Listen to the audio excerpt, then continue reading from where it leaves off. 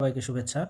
আজকে আমরা arrive, rich এবং গেট এই ৩টা শব্দের ব্যবহার এবং এই শব্দগুলোর সাথে কী ধরনের প্রেপোজিশন বসে সেগুলো নিয়ে আলোচনা করব। প্রথমে আমরা অ্যারাইভ নিয়ে কথা বলবো। অ্যারাইভ শব্দটির অর্থ হচ্ছে পৌঁছানো। শব্দটির সাথে ২টা প্রিপোজিশন বসে।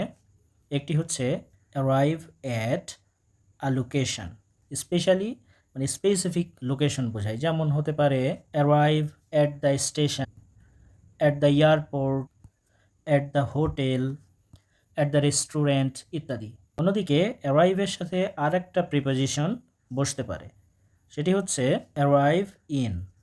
ইনের ক্ষেত্রে ব্যবহারটা এরকম যে arrive in a town, in a city or in a country. যেমন আই অ্যারাইভড ইন অস্ট্রেলিয়া, তো ইনের পরে কান্ট্রি, দেশের নাম আছে। আমরা অনেকে এইভাবে লিখে ফেলি যে I arrive to the airport, I arrive to Dhaka. খেয়াল রাখতে হবে এয়ারপোর্ট এটা হচ্ছে একটা স্পেসিফিক লোকেশন। তো স্পেসিফিক লোকেশনের ক্ষেত্রে আমরা জানি কি বসবে, অ্যাট বসবে। টু এখানে বসবে না, হবে হচ্ছে at. I arrived at the airport. আবার দ্বিতীয় সেন্টেন্সে আমরা দেখছি আই অ্যারাইভড টু ঢাকা। তো ঢাকা এটা হচ্ছে কি a name of a city or town. তো টাউন, সিটি এবং কান্ট্রি এর ক্ষেত্রে অ্যারাইভের ক্ষেত্রে বসে হচ্ছে ইন। তো এখানে আমরা টু বসাতে পারবো না, এখানে বসবে হচ্ছে অ্যারাইভ ইন ঢাকা। এবার আসি গেট নিয়ে। তো গেট এর সাথে একটা প্রিপোজিশন যদি আমরা যোগ করি, যে ফ্রেজাল ভার্বটা তৈরি হয় গেট টু, এই গেট টু এর শব্দের অর্থ হচ্ছে পৌঁছানো। তবে খেয়াল রাখতে হবে বিষয়টি হচ্ছে ইনফর্মাল বা ক্যাজুয়াল ইউজের ক্ষেত্রে আমরা ব্যবহার করতে পারি। আরও সহজভাবে বললে স্পিকিংয়ের ক্ষেত্রে ব্যবহার করতে পারি। এটা আমরা ফর্মালি লেখার সময় এটা ব্যবহার করব না, বলার ক্ষেত্রে আমরা গেট টু ব্যবহার করতে পারি, যার অর্থদায়ী হচ্ছে পৌঁছানো। যেমন I got to work early, এখানে আমরা গট টু ব্যবহার করেছি। আসলে এই গট টু দিয়ে আসলে আমরা রিপ্লেস করেছি অ্যারাইভ অ্যাটকে।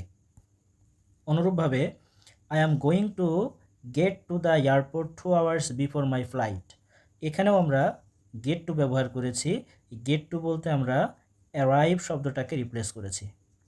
বাট খেয়াল রাখতে হবে এই ফ্রেজাল ভার্বটা এটা শুধুমাত্র আমরা স্পিকিংয়ের ক্ষেত্রেই ব্যবহার করব। এটা একটা ইনফর্মাল বা ক্যাজুয়াল ইউজের জন্য, আমরা লেখার ক্ষেত্রে এটা ব্যবহার করব না। ব্যবহার কেন করব, সুবিধাটা হচ্ছে এরপরে জাস্ট একটা প্রিপোজিশন ফিক্স, টু। এবার আমরা যাব হচ্ছে রিচের ক্ষেত্রে। রিচ বলতে বোঝাই হচ্ছে কোনো গন্তব্যে পৌঁছানো। রিচের ক্ষেত্রে যে বিষয়টি খেয়াল রাখতে হবে সেটি হচ্ছে নো প্রিপোজিশন, অর্থাৎ রিচ যখন আমরা ব্যবহার করব এই রিচ শব্দটার পরে কোনো প্রিপোজিশন বসবে না। আর বলার ক্ষেত্রে রিচ শব্দটা হচ্ছে আমরা তখন ব্যবহার করি যখন একটা লং জার্নি, টায়ারিং কোনো জার্নি আমরা করি, সেই ক্ষেত্রে ব্যবহার। যেমন after 4 long hours hiking up hill we finally reached the top of the mountain.